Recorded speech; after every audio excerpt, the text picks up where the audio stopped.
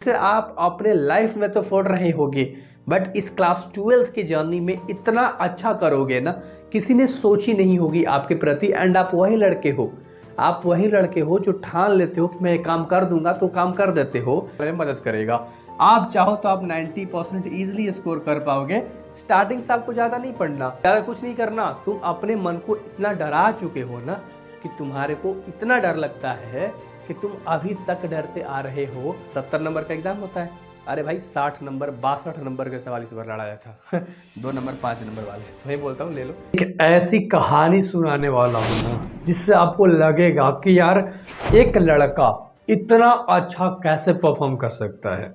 एक लड़का class 10th के अंदर में 72% 72% लेकर आता है, और वही लड़का आगे 12th में जाकर 68 पर चला आता है।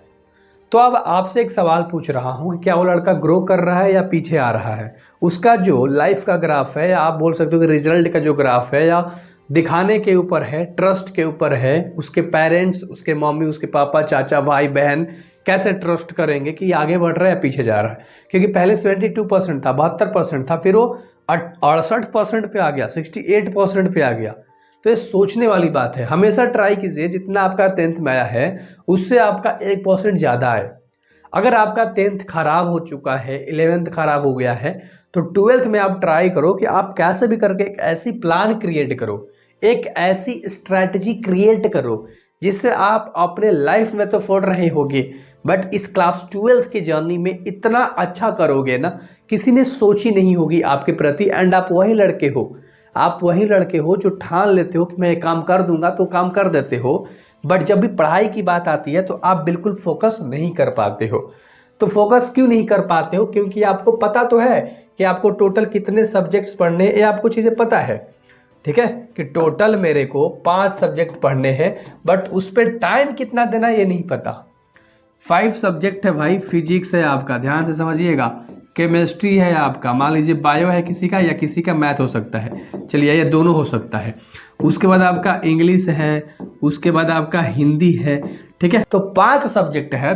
अगर फिजिक्स में डेली आप 1 आवर के स्टडी करना स्टार्ट कर देते हो, और ट्यूशन्स लेके 1 से 2 आवर, केमिस्ट्री में 1 से 2 आवर, कभी एक कभी दो, कभी एक कभी दो, ए होना चाहिए। ऐसा नहीं कि डेली हम 1 आवर कर रहे हैं, नहीं होता, कंप्लीट हो तो जाता है, बट रिवीजन में टाइम नहीं मिलता।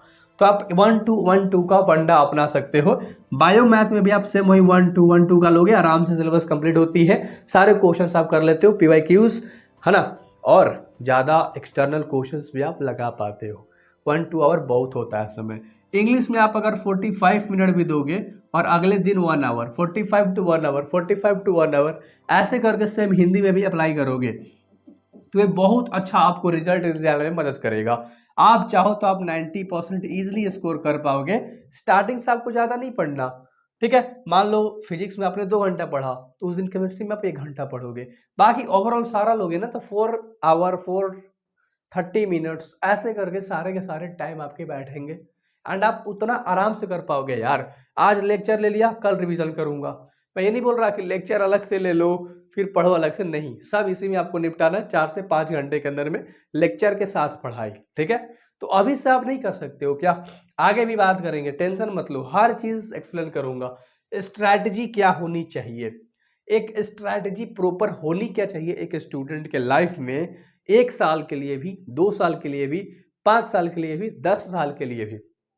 आज तक इंसान कुछ भी चीज करना चाहा है, या वो लड़का हो, लड़की हो, या बड़े लोग हो, या छोटे बच्चे हो, अगर वो अप्लाई करना स्टार्ट करता है रेगुलरिटी बेसिस पे, डेली बेसिस पे, कंटिन्यूअस, तो काम 100% रिजल्ट देकर जाता है।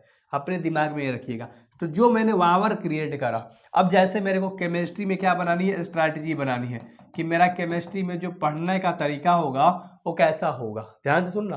तो हम इसमें पॉइंट ना बनाएंगे भाई। पहला पॉइंट क्या होगा केमिस्ट्री में, हम देखेंगे चैप्टर फर्स्ट हमने उठाया, ध्यान से समझना, केमिस्ट्री में चैप्टर फर्स्ट उठाया। अरे इसमें एनसीईआरटी के जितने भी टॉपिक है तेरे 7 से 8 टॉपिक है, एनसीईआरटी के बुक में चैप्टर फर्स्ट खोलोगे आपको दिखाई देगा, है ना। तो टोटल 7 से 8 टॉपिक है, एक दिन में एक टॉपिक पढ़ो, ज्यादा नहीं पढ़ना। 40 मिनट, 30 मिनट, 25 मिनट ही लगेंगे, समझो मेरी बात। 7 से 10 दिन में एक चैप्टर खत्म। टोटल आपके कितने चैप्टर है भाई? 15 चैप्टर है। कितने दिन में खत्म हो रहा होगा?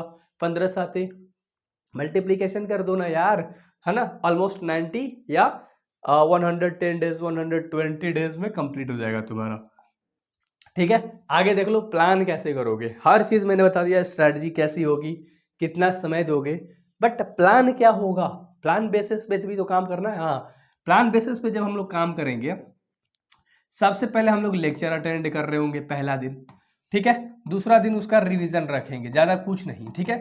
और उससे रिलेटिव अगर कोई भी क्वेश्चंस है, रिवीजन मान लो कर रहे हो, ठीक है, तो उससे रिलेटिव जो भी तुम्हारे क्वेश्चंस हैं, उस क्वेश्चन को ज्यादा आपको क्या करना है, वैल्यू देना है, उसे अच्छे से लगाना है और याद करते हुए चलनी है सारी चीजें, कि हमने एक टॉपिक उठाया है, एक लेक्चर हमने पढ़ा है, तो उसके अंदर हमारे को कौन कौन से पॉइंट याद रखने लायक है, कौन कौन से पॉइंट लिख के चिपकाने लायक है, कौन से पॉइंट एग्जाम के लिए इंपॉर्टेंट है। कुछ इस तरह से चीजें होती है और नोट्स बनाते हुए चलना है, बस इतना ही प्लान होता है यार, ठीक है। ज्यादा कुछ नहीं करना। तुम अपने मन को इतना डरा चुके हो ना कि तुम्हारे को इतना डर लगता है कि तुम अभी तक डरते आ रहे हो, तो तुम्हारे लिए बहुत गलत साबित हो सकता है, याद रख लेना, ठीक है। अगर एक चीज और बता देता हूँ, 299 में मेरा बैच है, जाके मैथ का ले सकते हो, इंग्लिश का, हिंदी का ले सकते हो, ठीक है। ऐप पे आपको मिल जाएगा। और 99 रुपये में एक सब्जेक्ट का PDF देता हूँ, समझो। सब्जेक्टिव ऑब्जेक्टिव दोनों, 70 नंबर का एग्जाम होता है। अरे भाई 60 नंबर 62 नंबर के सवाल इस बार लड़ाया था 2 नंबर 5 नंबर वाले, तो ये बोलता हूँ ले लो। या ऐप पे जाओगे तो आपको नोट सारे मिल जाएंगे, वहां से भी ले सकते हो यार, अपने एम के ऐप डाउनलोड कर लो, ठीक है। और आगे ऐसे बैच करके इंग्लिश, फिजिक्स, केमिस्ट्री, बायो सब मिलने वाली है, आराम से देख लेना, ठीक है। ये फिजिक्स का देखो क्या है, नोट्स है, समझो। ऐसी बायो का, ऐसी केमिस्ट्री का, मैथ का, हिंदी का, इंग्लिश का, सब चीज़ का है, आराम से आप ले सकते हो, ठीक है। And thank you very much. मैंने आपको थोड़ा सा ना मदद करा एंड आपको लगा कि भाई कुछ आज आपने सीखा, आपने प्लान करना सीखा, आपने एग्जीक्यूशन करना सीखा, आप कैसे पढ़ाई करोगे, कैसे बैठोगे, कितने घंटे बैठोगे, किस तरह से पढ़ना है, वे सारी चीज़ें। सो जरूर सब्सक्राइब करके जाना।